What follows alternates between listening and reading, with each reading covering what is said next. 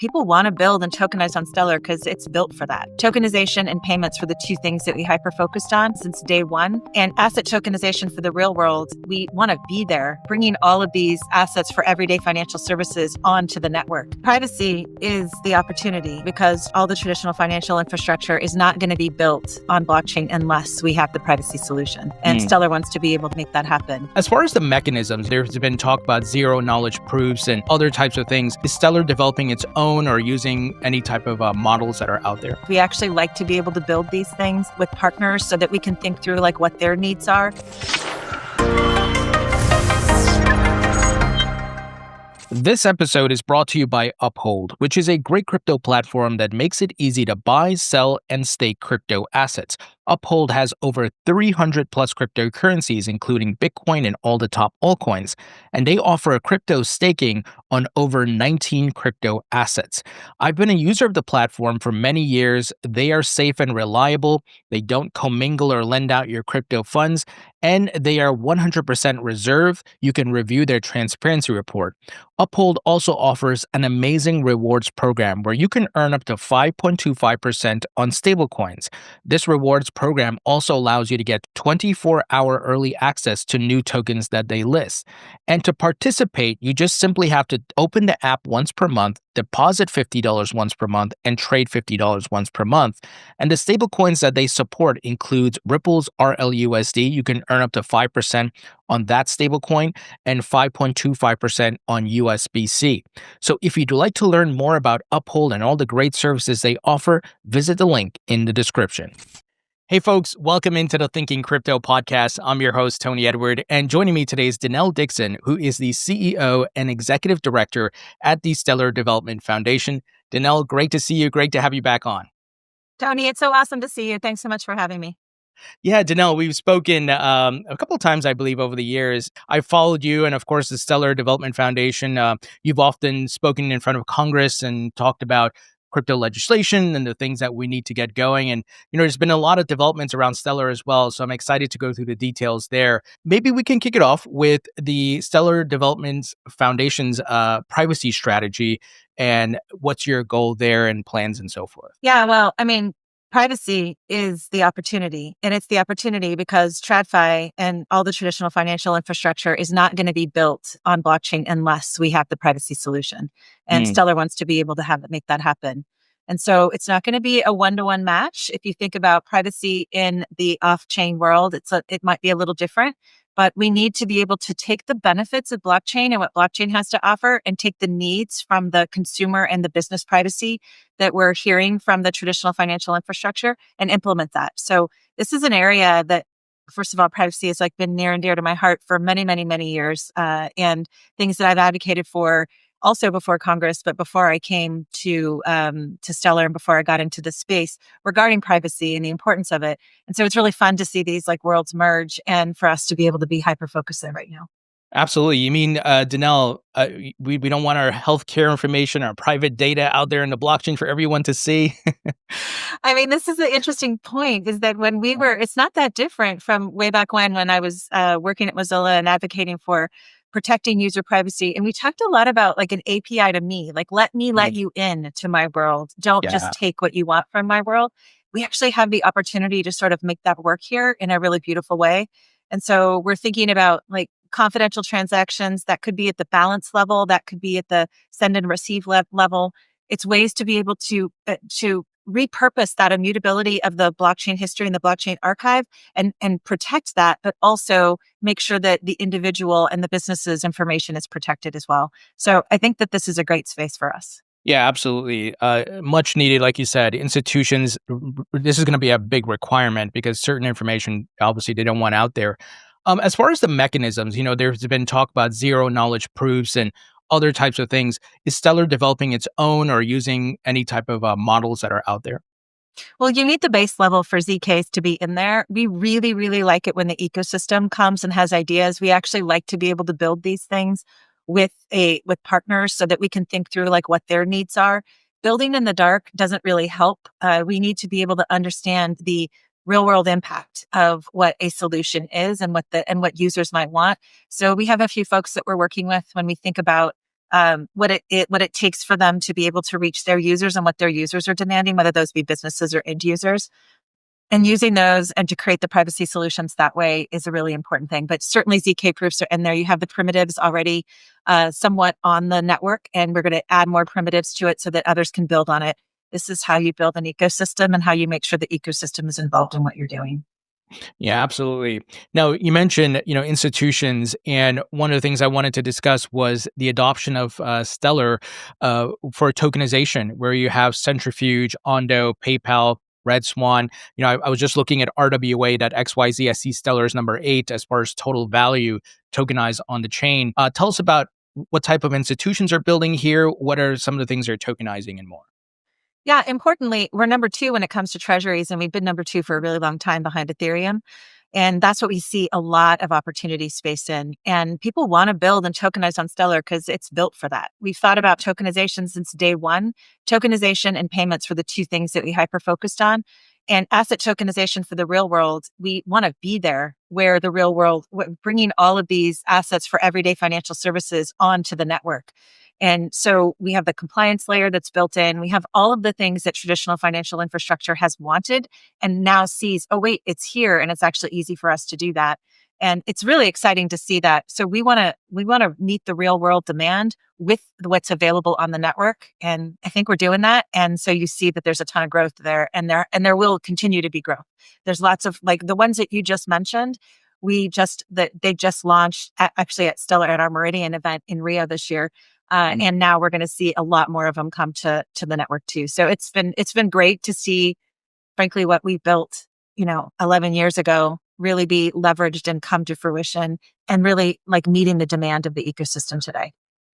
Yeah, for sure. And I'm really fascinated by Red Swan and the fact that they're tokenizing real estate, because we've seen a lot of folks like do treasuries. There's a big race now for stocks and equities, but real estate, the world's largest asset class, I feel that's still, it's not tapped in fully yet. And this is really cool that they're doing that. And I'm excited to see what and how they do this commercial real estate, I should say the non-commercial, residential, I should say, and what that looks like and how that can change markets. Well, I am so excited about Red Swan. I met them a couple of years ago. I actually met them in person, although we'd been working with them. I met them in person at Davos, and I was just so excited with what they had to offer because these are large scale. Some of them are large scale buildings that think like large apartment buildings or hotels from the commercial standpoint, and then also, as you say, residences, so that people can own fractionalized interest in it. This has been something that actually was started years ago, like not with Red Swan. Another player actually started it on Stellar. We've seen tokenized oil barrels on Stellar, like all of these Wow. really fun things. But I think those were a little bit early to the market. Yeah. And now you see Red Swan, I think it's hitting the market at exactly the right time. The thing about it is when we think about everyday financial services, it's the ability to put your money in to create capital and to be involved in capitalism in a unique way. And when you think about being able to purchase a fractionalized ownership of real estate, it actually allows your money to grow and to grow through the growth of an asset out there that is in high demand by everyone. So it's really exciting to see that and not to have barriers to entry so that anyone could actually use this. This is what everyday financial services are, and this is what we really like to focus on. So Danelle, a bit about the tokenization market. It seems the puck is heading where a lot of these traditional assets will be on the blockchain, fractionalized.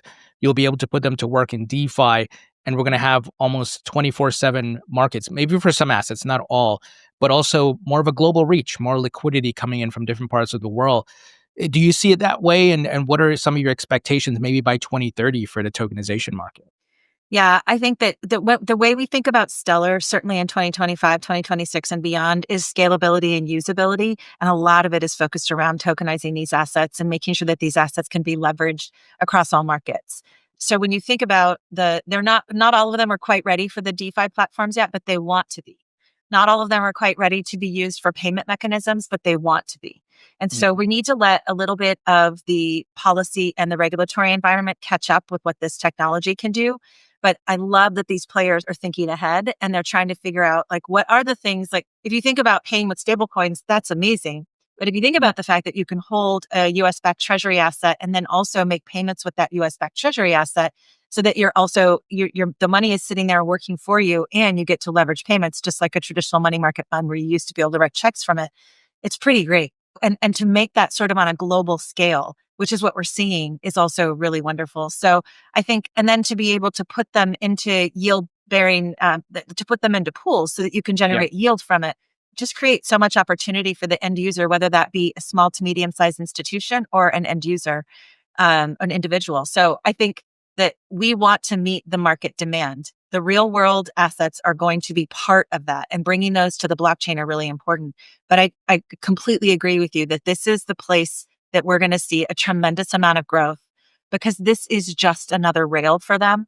And this rail should be leveraged and is going to be game changing for these traditional financial institutions, because they get to do it, as you say, 24 hours. And that is, it's a bit of a real world settlement to them. It's a little bit, a real time settlement to them is a little different and a little sometimes challenging for their internal infrastructure, but they're all going to get there. And then it's just going to be hugely beneficial for, frankly, the globe. Yeah, it opens up just a world of possibilities, and a lot of benefits to people who didn't have access to financial services or banking services, and now they could be maybe in some country in Africa, they just have a smartphone, but that's all they need in this wallet-based setup world, right? And to access some of these assets, and even if it's just a small amount, that could be life-changing for them, and they can put some of their assets to work, and it just opens up a lot of opportunities. Well, and I think the biggest point is we talk a lot about access, and yet people sometimes say, well, when they're treasuries, does that really make it so that it's accessible? And does that change the access game? And the fact is that the tokenizing treasuries and also, frankly, all of these real world assets is beneficial on both sides of it. The institutions find that it's super helpful for them because they can actually put their workforce to different parts of their business, because now they only have a ledger that they can focus on. So they don't have to make their internal ledgers all balanced, because they can use a global public network that they can leverage for their ledger, which is kind of game changing for them. But the access point is really important. I think sometimes people forget this, because barriers to entry were always really high. If you think about, even Franklin Templeton, I'll use them because I know that their asset Benji, what they've done there very well. They originally, to get into their money market funds that were off-chain money market funds, it cost $2,500. The entry point was $2,500. Now it's $25 in Benji. That's a huge difference. And so when you talk about the fact that it might just be a little bit, or they could have fractionalized ownership of different components of it, that is it's a very big difference about getting into an asset. And I think that number just comes down over time once this becomes commonplace that people are leveraging blockchain. So it's very exciting to see that. And you're right. I think it does really change the dynamics and allows more people to get involved in the traditional financial infrastructure. The number is something like 70% of the world and the individuals in the world work outside of and don't actually leverage traditional financial infrastructure in their countries. And this can bring them into it in a very different way. It's either because they don't trust the governments that might be involved, or they can't get access to it, and now they can. And so this is just, it creates this ability for everyone to be involved. And that's what's really exciting about it. Oh, for sure. With these institutions that are building on Stellar, and if we go back, Denelle, obviously you've been here in this industry for a long time, and we've gone through the painful parts of, the attack on crypto and much more. Are the institutions more so coming to you now, or are you, and is it easier to talk to them about crypto and building and tokenization and these things? For sure. I think the most important thing is that you don't want to have the square peg round hole. You don't want things to just not match. And so some institutions that we talk to, and a lot of them do come to us, but some institutions don't exactly know how they want to leverage it. They just know they want to understand blockchain, and that we're there for that too, because we want to make it work on both sides. You don't want to just have someone build a stablecoin, for example, when the stablecoin isn't necessarily the thing that they really wanted to be able to put into the world, or tokenize some of their assets, but then they actually really wanted to be able to focus on payments. And maybe they could have leveraged other assets in there. So a lot of this is really great conversation now that, frankly, folks were more afraid to have before the Trump administration came in the US. It has really been kind of game changing in terms of the policies and the regulatory environment being more open to it. And it's opened the doors to these traditional financial players to say, okay, we know this technology can change the game for us. So what can we do on Stellar to make it so that it's benefiting the business, but also our intended recipients? Talking about, you mentioned the Trump administration, this year has been a complete 180. It's like, the storm has passed and the sunshine on us. And it just feels like a great time to be in the industry, to be building. I see a lot of people more optimistic, entrepreneurs, innovators, a lot of investments, a lot of new things are happening in the industry. And I thought of your article that you recently published on the Stellar website about Web3 and Web2 and the dynamic there. And the title, if I pull it up here, Let's Build Open Highways, Not Railroads. Tell us about this piece and what you're seeing as far as the vision. Yeah, I think that you're right that this is I think the most amazing time to come into crypto. Although it was actually really fun to come into crypto years ago too, because it was just a different environment and a different building space. But there's really amazing competition out there. Lots of folks are trying to get into and figure out where the space fits for them. The piece that I wrote that you're referencing there is really talking about vertical integration. And the vertical integration and centralization is actually usually the easiest way, the easiest path forward for a lot of players, because you can control it, you can own it, you can fix it, you can do lots of things to it. But part of the challenge of that is when you think about the network layer, which is the layer one, and not being owned or controlled by any one entity creates the wrong incentives. And we saw this when I think back to my days in Web2 and really focusing on getting the internet to be adopted, and you had all these application layers building on top, and it was hyper focused around content. What we saw, we tried to keep things open there. We always kept the infra layer open, that network layer is open. It still is today, which is really pretty remarkable and demonstrates the power of an open network because it allows for global integration and for folks to do whatever they want on top of it. Where we saw the vertical, the cannibalization, we saw that happen at the next layer, at the application layer. And so you saw 5 companies ultimately own the content on the web, and the inability, when Google started, Google was able to crawl the web and Yeah. kind of get everywhere. And that's how they started their indexing. You couldn't do that today because there are walls all over the place. And so it's really hard to do that. Again, that's the application layer. And sometimes content gets trapped and you have walls around the content. And having walls around content is not awesome, but it's not walls around value and money. And when you think about your value and your money being trapped in a network that you can't get access to because there are walls up, that's the challenge. And when we think about vertical integration and we think about centralization, we see that is potentially the ultimate the ultimate crime that will happen, right? Crime in a very existential way.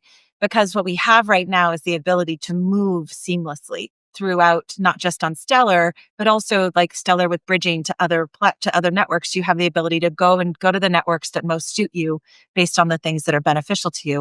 And when they're open networks, there's no shareholder demand to say, well, wait, we need to put up toll booths to create more growth for the shareholders and to charge at different layers of it. You also aren't trying to trap you into one network, which is what happens potentially, with the wrong incentives.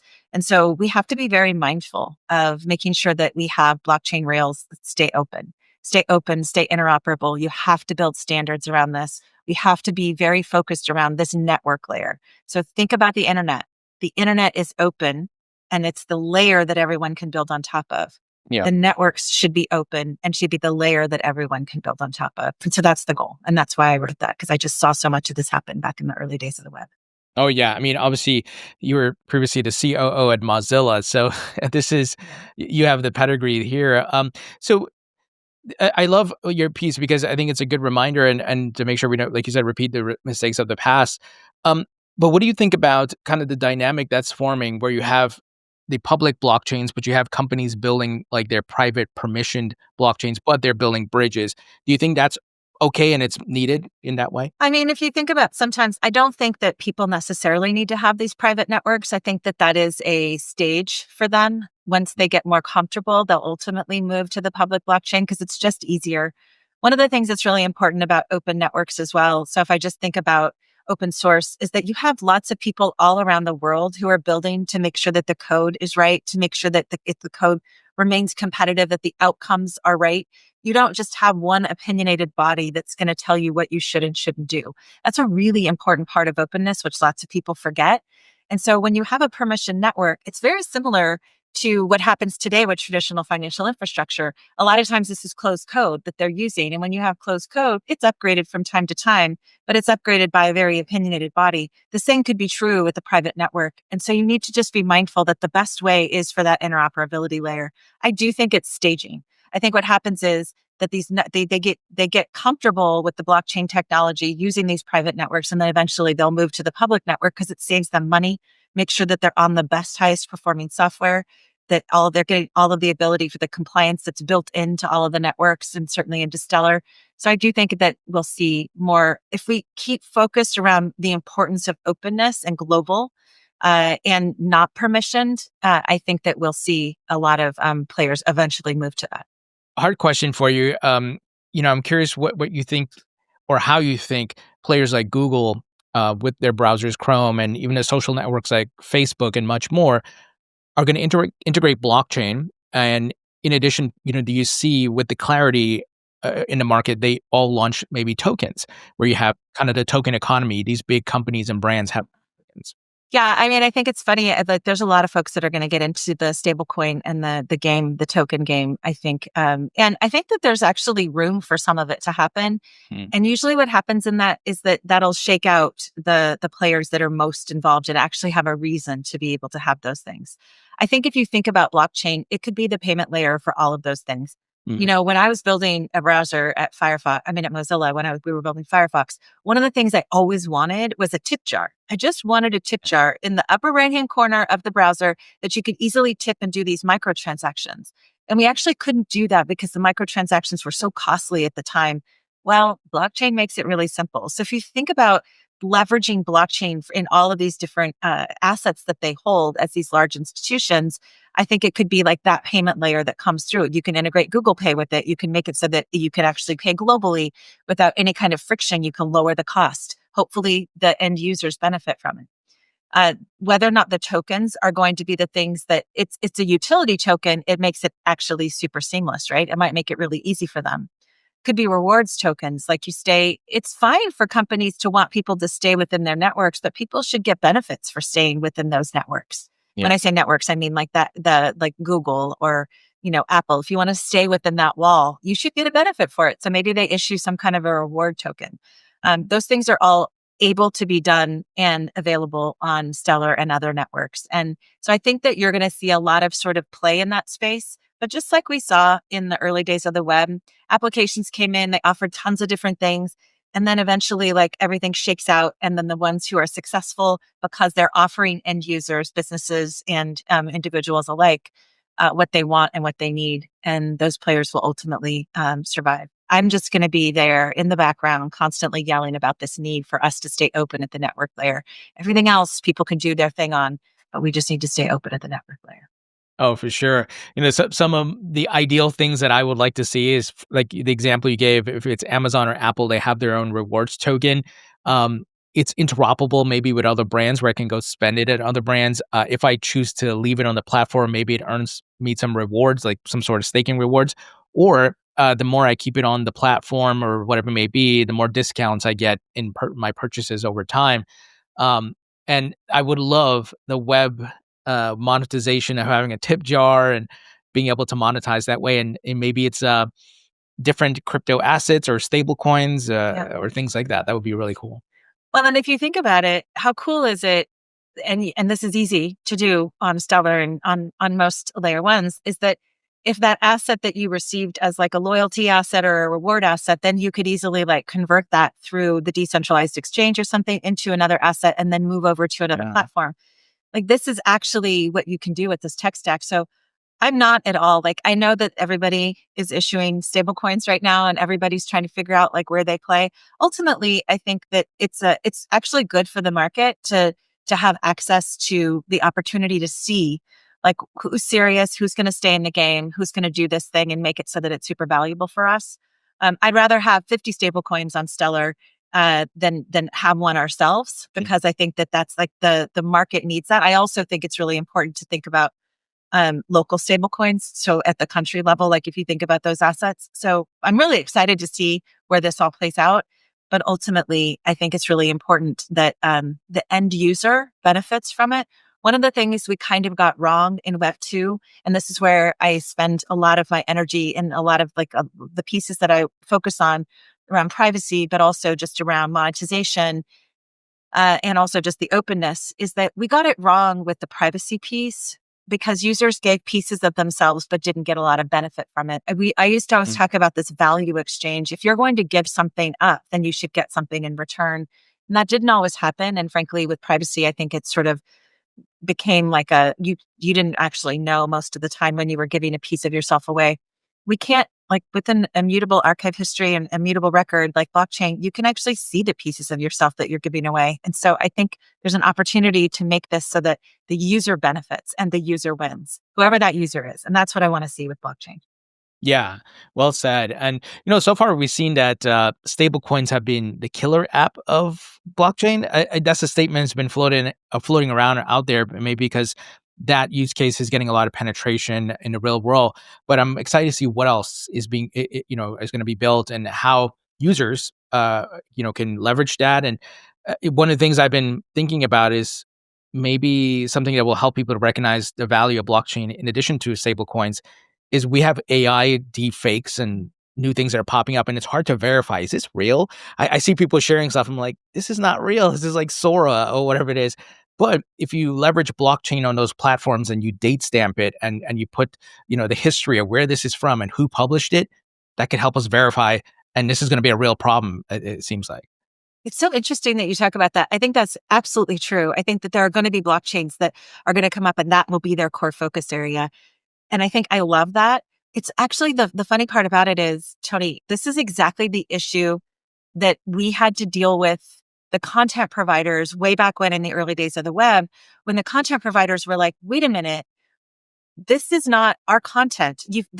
And this user generated content has taken our content and changed it. And now they're getting monetization from it. But they would do the notice and takedown to get content removed from the site. And we didn't have, like, a lot of times what they tried to do was do watermarking. Watermarking was complicated. But you're right. Like, when you think about like what blockchain can do, it can create that record and show like this is when that was created and look at what it is. And so it's a pretty cool way to be able to create that immutable record that means that this is mine. So I do think there's just so much opportunity with blockchain generally. I mean, we focus so much on the financial infrastructure part of it. And this is a component of financial infrastructure because it's how companies make money from the assets that they leverage. But I think that there's just so much more to see in this space. Yeah, one of the other problems I encounter as a content creator is that people impersonate the brand, right? They will create a profile and try to go scam people, and it happens to every influencer or content creator out there, and it's a real big problem because people fall for it sometimes. And if you can have some sort of blockchain layer where people can click verify, or a dialog box opens up and says this was created yesterday, or no, this is originally from Tony, this is actually thinking crypto, I think that would help save a lot of people, headaches.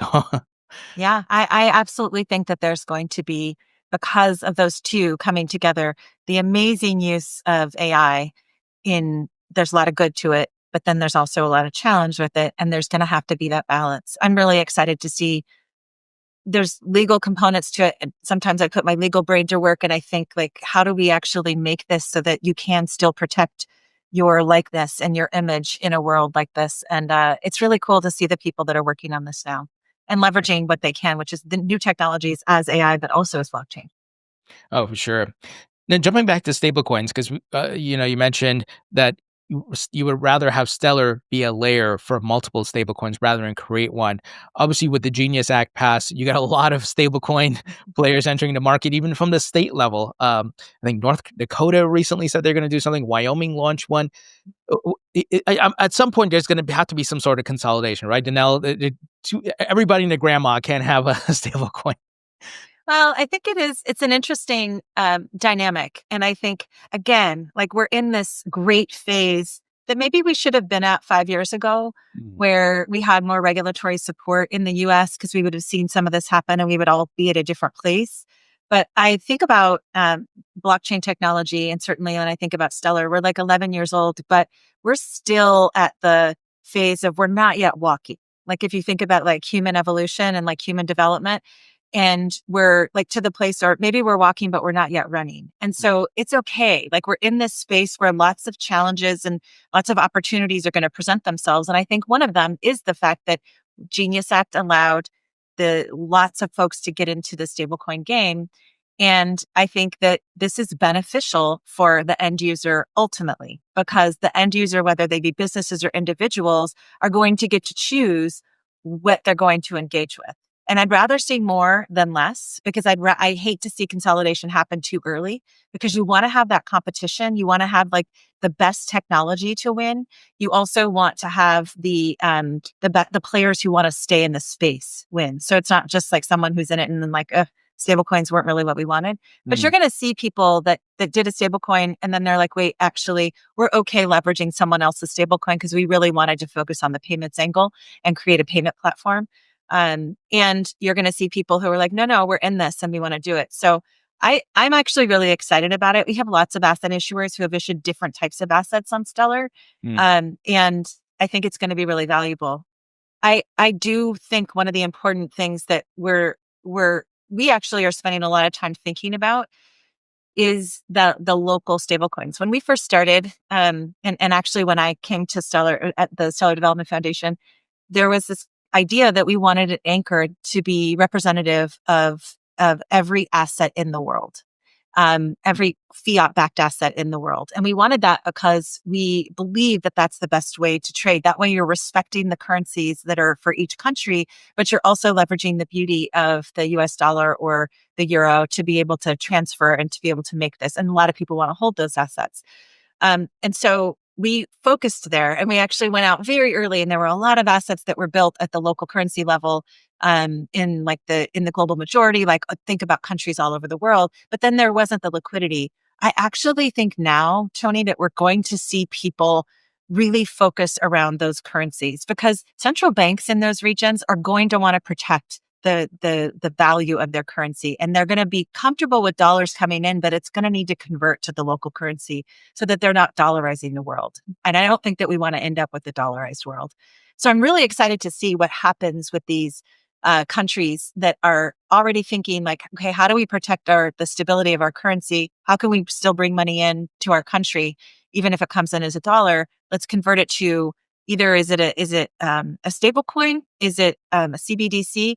Or is it government debt that we're going to actually leverage to trade? Because I kind of love the ability to think about that. So these are questions that I think that we're just now going to have to start getting into.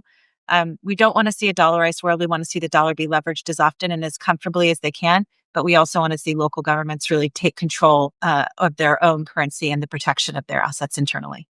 Oh, for sure. And I wonder how that, all these countries, create their own stablecoin or a CBDC, how that changes FX markets and what that would look like with the instant settlement and much more. Well, that is the thing. Like you already have the ability to do FX on chain. And I think you're going to see a lot more focus there. We're going to have a lot more players really think through, how does that make sense? And if you actually have a local stablecoin, so you have a stablecoin, for example, in Ghana, if they issue I think CBDCs is way complicated, but if they actually issue government debt and you can leverage that as sort of like that local currency, for example, and then you want to exchange that for the dollar, and you could easily do that with low cost online. I don't know. I kind of see that that's the world I want to live in, and that FX is going to be the challenge, but I think it's also a really strong opportunity for us to be able to create the right tolls, the right expenses for people, but make it so that it's seamless. Yeah, that absolutely makes sense. Speaking of payments, I'm curious if there are any new updates around your partnership with MoneyGram and how they're leveraging this Stellar blockchain and so forth. Yeah, it's pretty great to see that, they've issued their own wallet. They're really focused right now in Colombia. They are really trying to make their rails work seamlessly, the on and off ramping. There's still global on and off ramping for wallets that are connected to Stellar. And eventually I'd love to see MoneyGram really get those rails to be strong and ease of use. Sometimes it's a little harder on the cash in side. And so they're really focusing on trying to make that seamless. They're working on their infrastructure, even in their internal infrastructure. So not the blockchain components, just to make it so that it's really smooth. I really love that relationship. I think that we need global players like MoneyGram, Western Unions, like those kinds of entities to be involved at the on and off ramping layer. And then we also need to respect the fact that local players are really, really important too for on and off ramping. So again, like I kind of want it all. I don't want to limit it to anything, but I think that like what MoneyGram has done was kind of game changing for the industry to be able to take cash and to leverage it and to buy it, like to buy the US dollar backed asset, and then to be able to move between that for in a wallet. It's amazing. Mhm. And to open up their infrastructure, I always think about it as like MoneyGram opening up their infrastructure like an AWS and letting even competitors get into their infrastructure. Pretty cool. And then now the fact that they built a wallet and that wallet is like, scaling on Stellar is fun. Yeah, that's awesome. There was some community questions where folks were asking about Stellar's plans for Brazil, and maybe you could talk about your plans internationally, Latin America, and other regions. Brazil was so fun because we just had our Meridian conference in Rio, and we had the deputy mayor of Rio come. Rio has been really supportive of blockchain technology and even locally in terms of their own regulations. And I really, really want us to pay attention to how we can help them to be able. They already have a regulation that allows taxes to be paid with crypto. What can we do to help them to be able to facilitate that and make that really simple? I love it. And it was just a really great conversation and a wonderful place to be.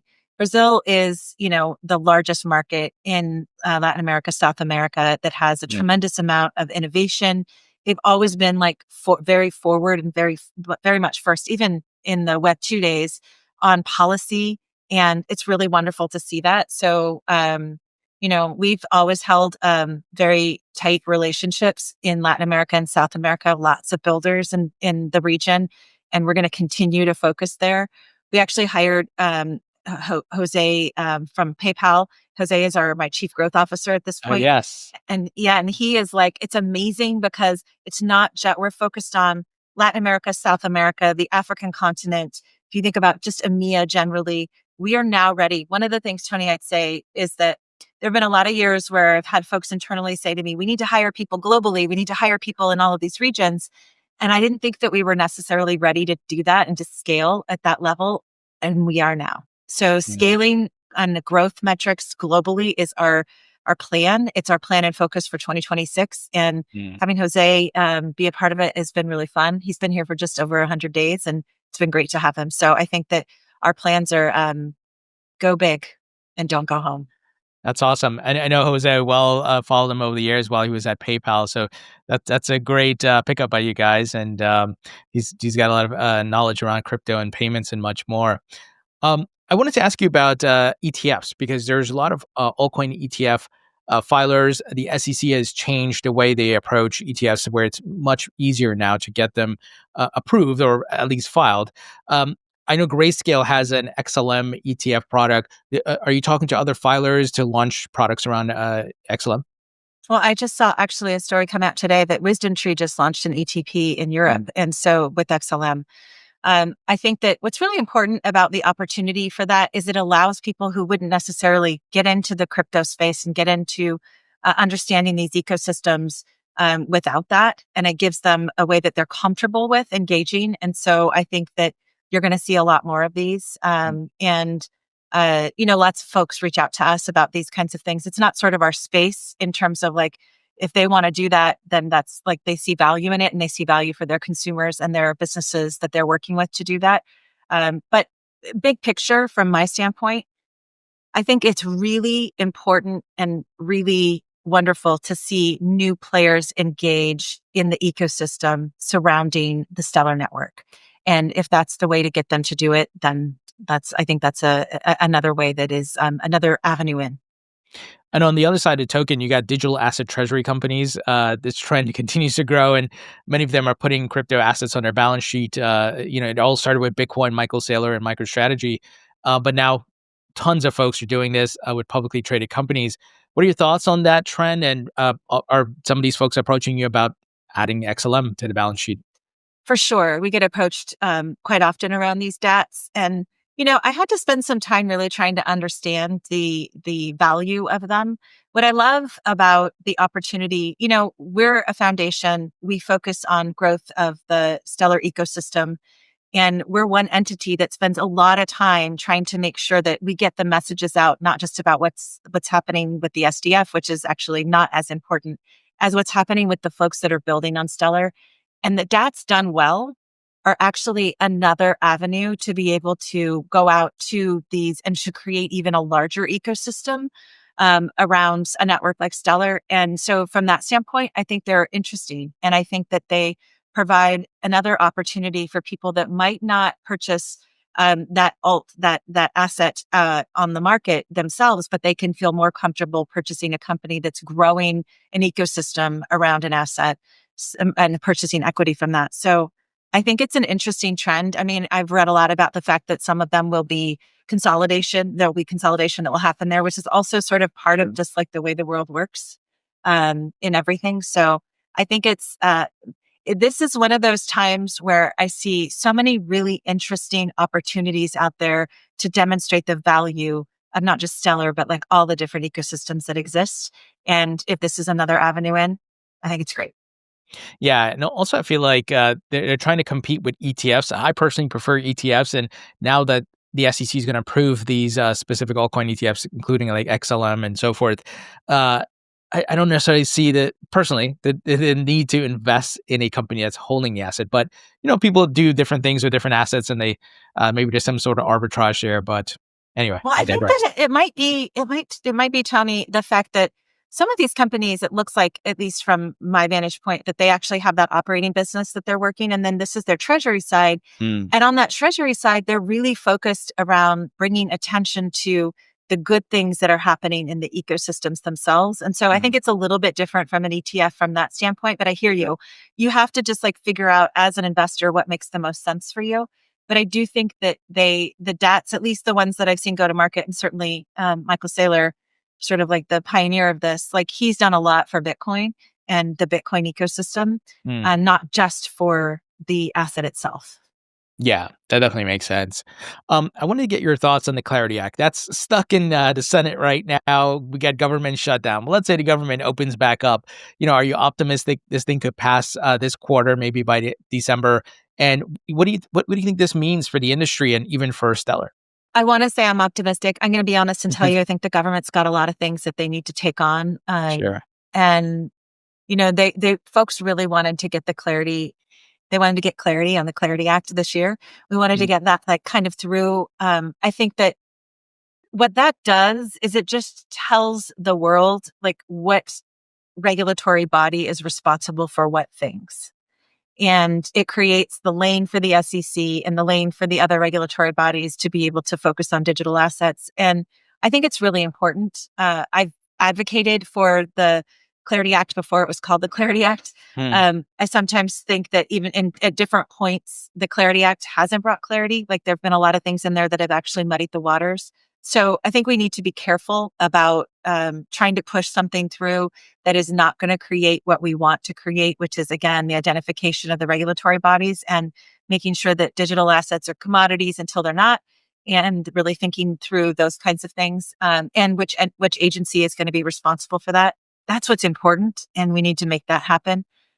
And like to say it's going to happen before the end of the year, but I'm not confident given the fact that we have a lot of stuff going on in the government that's not relevant to the digital asset space. yeah, I know. It's just politics, right? And how government works. So hopefully, fingers crossed, they're able to do something. But we'll see. Maybe worst case, it pushes into Q1 2026 or something like that. Yeah, I was pretty confident it was going to go through much earlier in the year. They tried to tie it. So there were some folks who were trying to tie it together with the Genius Act. And I ultimately think it was better that we didn't do that. I ultimately think that it was a good move to separate them, which is where they were before, and to allow them to sort of like have their own lanes.